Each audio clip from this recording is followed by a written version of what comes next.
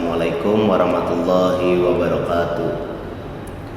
Selamat datang di program baru Lazuardi Ideal, yaitu Paradise, Pekan Aktif Ramadan bersama Lazuardi Ideal. Di dalam program ini ada berbagai kegiatan menarik seperti kajian tentang Islam, menu berbuka sehat, dan olahraga di saat puasa. Di tengah-tengah kita, Kepala Sekolah Lazuardi Ideal, Cermaran Sutaria, untuk bersama-sama mengkaji materi tentang zakat. Assalamualaikum Pak, sehat Pak? Waalaikumsalam. Alhamdulillah sehat Bagir. Gimana puasanya hari ini? Lancar ya? Lancar Pak. Alhamdulillah. Bapak udah siap Pak untuk mengkaji tentang zakat ini Pak? Siap, insya Allah kita nanti sharing belajar sama-sama ya bagaimana memahami tentang konsep zakat. Untuk di Cermaran dipersilahkan. Baik, terima kasih Bagir, Muhammad Bagir. Bismillahirrahmanirrahim. Assalamualaikum warahmatullahi wabarakatuh. Waalaikumsalam. Alhamdulillahirabbil alamin wa bihi nasta'in ala umuri dunya waddin. Wassalatu wassalamu ala asrafil anbiya'i wal mursalin wa ala alihi thayyibin at-tahirin wa ashabihi al-mayamin al-muntajabin. A'udzu billahi minasyaitonir rajim. Bismillahirrahmanirrahim. Ya ayyuhalladzina amanu kutiba alaikumus siyam kama kutiba alal ladzina min qablikum la'allakum tattaqun. Wa qala aidan wa aqimus shalah wa atuz zakah. Alhamdulillah, para pemirsa yang insyaallah dimuliakan Allah Subhanahu wa taala, kita berjumpa kembali dalam program Paradise Sekolah Lazuardi Ideal Purwakarta, dan insyaallah pada kesempatan kali ini di bulan suci yang penuh keberkahan ini kita akan mengkaji satu tema, yaitu tentang zakat. Dalam ayat yang sangat familiar dengan kita dan sangat simpel, barangkali hampir semua di antara kita sudah menghafal ayatnya, yaitu Allah berfirman, A'udzubillahi minasyaitonir rajim. Bismillahirrahmanirrahim. Aqimus shalah wa atuz zakah warka'u ma'ar raki'in. Ayat ini terdapat dalam surah Al-Baqarah ayat 43, yang merupakan satu kewajiban bagi kita sebagai mukmin, bahwa kita harus mendirikan sholat, aqimus shalah wa atuz zakah, dan menunaikan ibadah zakat. Dua kewajiban ini merupakan dua kewajiban yang tidak bisa dipisahkan satu dengan yang lainnya. Ibarat dua sisi mata uang, di mana ketika tidak ada salah satunya maka tidak menjadi bernilai. Jadi kedua-duanya ini harus dijalankan dengan sebaik mungkin. Ada satu riwayat dalam hadis qudsi yang menceritakan bahwa ada seseorang yang sangat soleh, ya. Dia itu selalu mengerjakan sholat wajib, sholat sunnah, bahkan sholat malam tidak pernah tinggal, selalu dia kerjakan. Nah, tetapi pada endingnya seseorang ini ketika dihadapkan kepada Allah Subhanahu wa taala pada hari penghisaban, ternyata kesolehannya itu, ya, ritual sholatnya itu tidak membawa dia pada kebaikan. Justru dia termasuk orang-orang yang merugi, menjadi ahli neraka, sehingga dia mengajukan keberatan kepada Allah Subhanahu wa taala. Ya Allah, saya ini di dunia sudah melaksanakan sholat 5 waktu, sudah tahajud tidak pernah tertinggal, tapi kenapa saya menjadi ahli neraka? Nah, lalu Allah Subhanahu wa taala menjelaskan, betul kamu ini sholatnya tidak pernah tertinggal. Sholat malam, sholat wajib semua dikerjakan. Tapi kata Allah, engkau telah melupakan aku. Ketika aku lapar, kau tidak pernah memberiku aku makan. Ketika aku haus, kau tidak pernah memberiku aku minum. Ketika aku kedinginan, kau tidak pernah memberiku pakaian. Nah, lalu seorang ini menjawab, ya, bukankah engkau ini Tuhan ya Allah? Kenapa engkau masih perlu makan, minum, dan pakaian? Nah, lalu Allah menjelaskan, ketika ada hamba-hambaku yang kelaparan dan engkau tidak memberinya makan, saat itulah aku lapar. Ketika ada hamba-hambaku yang kehausan dan engkau tidak memberinya minum, maka saat itulah aku haus. Demikian juga ada hambaku yang kedinginan, engkau membiarkan tidak memberikan pakaian, saat itulah aku kedinginan. Nah, maksudnya apa? Dari kisah ini bahwa ibadah ritual saja, hanya sholat saja itu tidak cukup tanpa ibadah yang lain, ibadah sosial, yaitu kepedulian terhadap sesama. Di antaranya bentuk kepedulian sosial itu adalah melalui ibadah zakat. Nah, disinilah makanya sholat dengan zakat itu tidak bisa dipisahkan. Soleh secara ritual, tapi kita tidak soleh secara sosial, kita tidak peduli terhadap sesama, itu tidak mengantarkan kita kepada ridhonya Allah Subhanahu wa Ta'ala. Nah, makanya dua-duanya menjadi penting, sholat dan zakat. Nah, baik, kita langsung masuk kepada materi inti kita, itu tentang zakat ya. Nah, zakat ini secara bahasa berarti ada dua makna. Pertama, berkembang atau tumbuh ya. Yang kedua, zakat itu artinya bersih, suci, mensucikan ya. Nah, jadi kenapa dari dua makna ini dua-duanya relate ya, ada keterkaitannya. Kenapa? Karena janji Allah, siapa yang berbuat kebaikan, Allah akan lipatkan pahalanya dan Allah akan berikan keberkahan ya. Kalau seorang bersyukur, kata Allah, la azidannakum, aku akan menambahkan nikmatku atas kalian. Nah, salah satu bentuk syukur itu dengan mengeluarkan sebagian dari harta kita berupa zakatnya, itu juga dalam bentuk syukur. Dan insya Allah janji Allah, harta yang kita keluarkan itu akan diganti bahkan dengan ganti yang lebih banyak, sehingga akan lebih berkah, hartanya lebih bertambah ya. Itu dari makna berkembang atau tumbuh. Lalu zakat itu bermakna suci, bersih ya. Karena zakat bisa membersihkan diri kita, membersihkan harta kita. Dari zakat itu ada hak orang lain yang ada di dalam harta kita ya.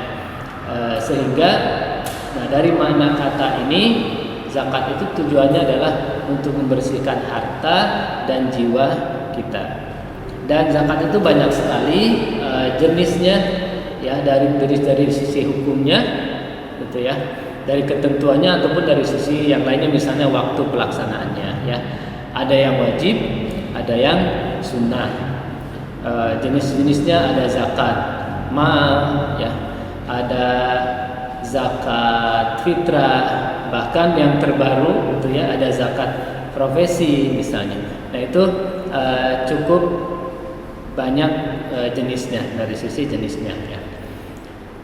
Nah, zakat ini kembali ya, bahwa salah satu fungsinya itu adalah menjembatani antara orang yang kaya, yang mampu dengan yang tidak mampu gitu ya. Sehingga dengan zakat itu akan mengurangi kesenjangan antara orang yang kaya dengan orang yang tidak mampu. Dan itulah yang dilakukan oleh Rasulullah Shallallahu Alaihi Wasallam. Salah satu misi utama beliau itu adalah bagaimana melakukan pembelaan terhadap orang-orang yang lemah, ya, orang-orang mustad'afin. Nah, salah satu yang beliau lakukan adalah dengan menganjurkan umatnya ya, supaya saling membantu antara orang kaya dengan yang du'afa tadi, orang yang miskin. Nah, salah satunya melalui ibadah zakat ya. Dan itu wajib kepada kita semua sebagai umatnya untuk meniru ya dan meneladani beliau bagaimana kita mau berbagi dengan orang lain, salah satunya melalui zakat. Nah, yang terkait dengan bulan Ramadan ya, ada satu kewajiban yang berlaku untuk semua kaum muslimin, yaitu zakat fitrah, yang sebentar lagi ya kita akan melaksanakannya ya, mengeluarkan sebagian harta kita berupa zakat fitrah. Mungkin sebagai pengantar kita sampai sini dulu. Nanti kalau ada pertanyaan ya kita bisa explore lebih jauh mungkin ya Bagir ya. Sementara untuk mengantar seperti itu. Terima kasih. Iya Pak, terima kasih Pak. Dan ini juga ada sedikit lumayan sih pertanyaan-pertanyaan dari saya dan anak-anak. Ya. Yang pertama tuh ada apa bedanya zakat dengan sedekah sama infak di bentuk pemberian lainnya? Baik. Ya, itu dulu ya, satu dulu ya kita jawab ya. Apa bedanya zakat, sedekah dan infak? Kita harus bedakan dulu ya, karena terminologi atau definisi dari Al-Quran seperti apa ya, dalam syariat Islam seperti apa, dengan asumsi umum di masyarakat itu berbeda ya. Nah, kita bahas bisa dari Al-Quran itu membedakan tadi apa bedanya zakat, sedekah dan infak. Ada beberapa pendapat dari para ulama ya. Satu di antaranya adalah bedanya itu ada yang membedakan bahwa sedekah itu adalah zakat yang wajib hukumnya. Nah, ini berdasarkan pada salah satu ayat dalam surat At-Taubah ya, ayat 60. Innamas shadaqatu lil fuqara'i wal masakin wal amilina 'alaiha wal mu'allafati qulubuhum wa fir riqabi wal gharimina wa fi sabilillah wa ibnis sabil. Nah, ayat ini menjelaskan sesungguhnya sedekah itu adalah untuk fakir dan miskin, amilin ya, mu'allaf, kemudian gharim, sabilillah dan ibnu sabil. Ada 8 asnaf atau 8 kelompok orang yang berhak menerima zakat ya. Nah, karena itu termasuk zakat fitrah yang dimaksud, itu ada 8 kelompok yang berhak menerimanya. Nah, dalam ayat ini Allah menggunakan kata sedekah ya. Nah, berarti bisa dipahami dari kata sedekah ini bagian dari zakat yang wajib, karena dilihat objek ya, penerima yang berhak menerima zakat tadi. Ada 8 tadi. Dan ya. Tapi kalau definisi di masyarakat umum tentu berbeda. Biasanya justru zakat itu tidak dibagi dua, wajib dan sunnah. Zakat itu adalah sesuatu yang wajib dilakukan, yang wajib dilakukan. Kemudian kalau sedekah atau orang memuja sedekah, biasanya itu dipahami sebagai ibadah yang sukarela, dia sunnah seperti itu. Demikian juga infak. Nah, karena kalau dalam Al-Quran tadi nama sedekah itu justru itu menunjukkan ibadah yang wajib gitu ya. Itu terkait dengan definisi zakat, sedekah dan infak. Oke, kan tadi katanya kan zakat itu berarti yang wajib untuk mensucikan diri. Ya. Nah, boleh nggak kalau kita zakat tapi diniatin buat sedekah? Baik. Ya, boleh nggak sih, kan dari maknanya zakat itu mensucikan diri ya, tapi niatnya itu kita sedekah yang ngasih begitu saja, dari sukarela ya, Allah, gitu ya maksudnya. Ya tentu justru itu intinya boleh ya. Bahkan kita tidak mengharapkan apapun dalam kebaikan itu, itulah bagian dari atau tanda dari sebuah keikhlasan kita dalam beribadah. Walaupun memang tadi fungsinya itu adalah membersihkan. Tapi ketika kita niat untuk sedekah, otomatis sedekah kita itu akan membersihkan harta kita dan jiwa kita. Itu sudah otomatis. Nah, yang penting niatnya tadi untuk sedekah karena Allah Subhanahu wa Ta'ala, tidak karena yang lain yang merusak pahala sedekah itu. Yaitu jangan karena sudah dia ya. Kalau kita itu biar orang lain menyebut saya dermawan misalnya, nah itu yang akan merusak kita, jadi pahalanya rusak. Tapi kalau kita niat sedekah lillahi ta'ala, nah itulah inti dari keikhlasan, boleh. Terus di pertanyaan selanjutnya, boleh nggak kalau kita zakat tuh langsung ke orangnya, jadi kita langsung ke fakir miskinnya ngasih gitu? Oh iya. Jadi langsung ini jadi nggak melalui lembaga ya. Nggak melalui lembaga, jadi kita langsung aja gitu ngasih. Itu boleh nggak? Iya. Kalau untuk yang wajib mungkin ya, diutamakan kita menitipkan kepada lembaga yang resmi ya. Misalnya kalau zakat fitrah itu ada amil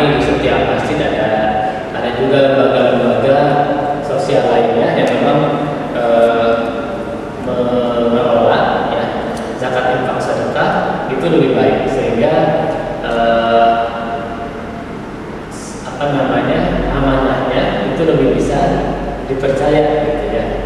Nah, tapi kalau misalnya ibadah yang sunnah seperti sedekah yang sukarela itu mau sendiri juga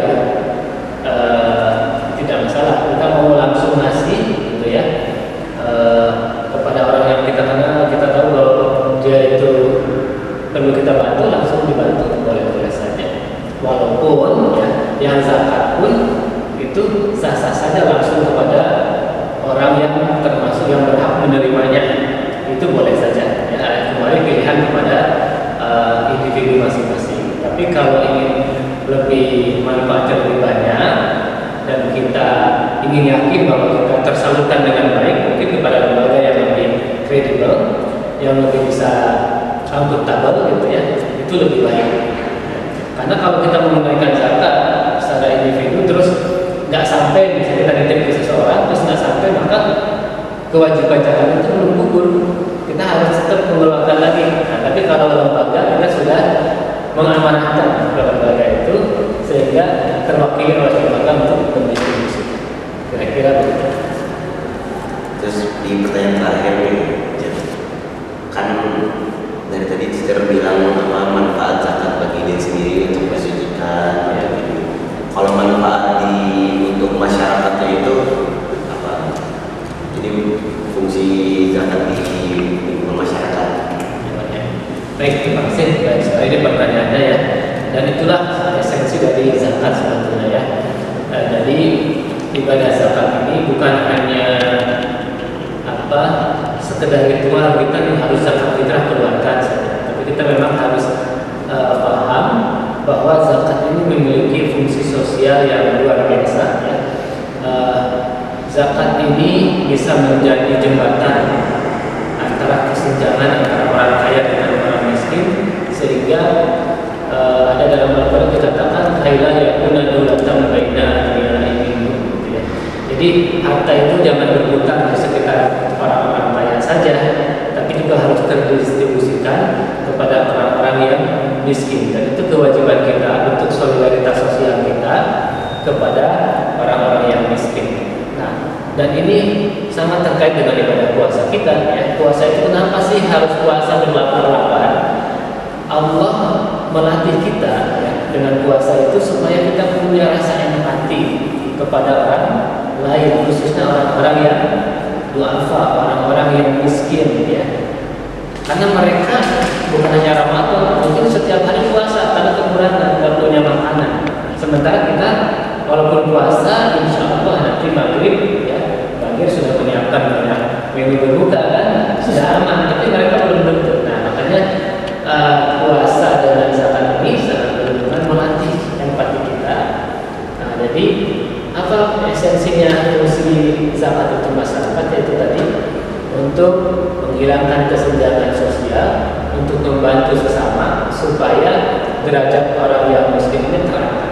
Nah, dan Rasulullah mencontohkan seperti itu. Beliau dulu ada Baitul Mal ya, kalau ada harta baik itu zakat, infak, sedekah, bahkan dari pampasan perang itu yaitu halal diterima ya. Dan Rasulullah membagikan pembagian yang diutamakan adalah kepada orang-orang du'afa, orang-orang yang miskin. Dan inilah ibadah yang sangat utama ya, yaitu membantu orang-orang yang lemah. Rasulullah itu dikenal sebagai imamul mustadaf, pemimpinnya orang-orang yang lemah. Nah itu jadi fungsi zakat itu adalah membantu orang yang lemah. Kita harus empati dengan mereka dan tidak hanya bulan Ramadan saja, dengan zakat fitrah saja. Kalau punya kemampuan lebih, misalnya kita sebagai kalau bagi nanti dari pengusaha, ya, bisa zakat mal, ya, atau zakat-zakat yang lainnya membantu saudara-saudara kita yang tidak mampu sehingga kehidupannya lebih terangkat. Oke, terima kasih Pak atas materinya ya. Terima kasih juga untuk teman-teman yang sudah menonton acara Paradise ini. Saksikan tayangan-tayangan yang bermanfaat video